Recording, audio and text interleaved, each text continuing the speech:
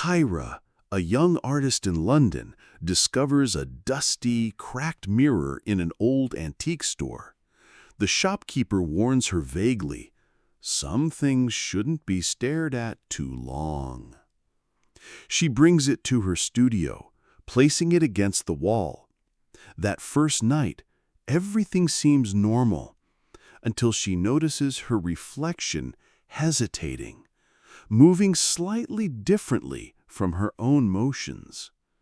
Small objects, paintbrushes, jars of paint, even canvases begin to tremble and shift as if touched by an unseen hand. Lamps flicker intermittently, casting strange shadows. She feels a cold draft, though no windows are open. A whisper echoes faintly, "Look closer." She convinces herself it's her imagination, but unease lingers. Over the next nights, the mirror's shadow becomes more active. Objects violently move across the studio. Lamps go out and relight on their own. Paintings develop blood-like stains that vanish if she blinks. Kyra hears footsteps behind her, but when she turns, the studio is empty. Whispers seem to come from everywhere and nowhere. One night, a painting crashes to the floor, narrowly missing her feet. The shadow in the mirror stretches unnaturally, grinning maliciously, anticipating her every movement.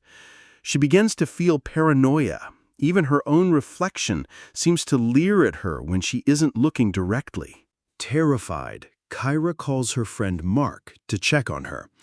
As soon as he steps inside the studio, the mirror reacts violently.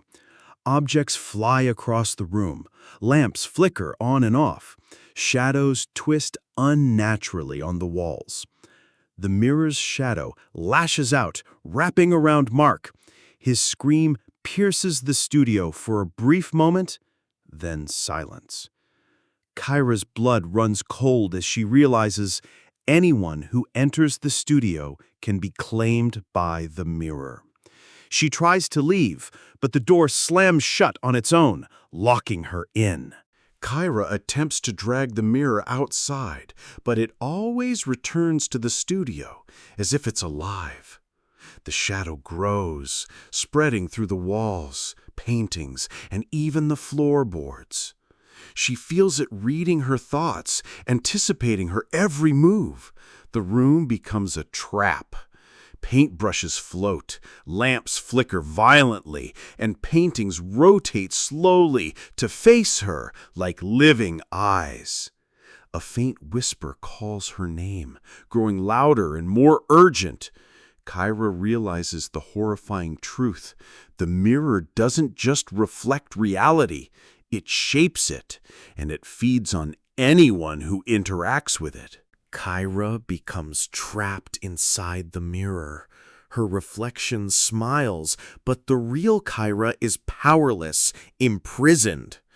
Anyone entering the building sees her in the mirror, unaware that she is captured by the shadow.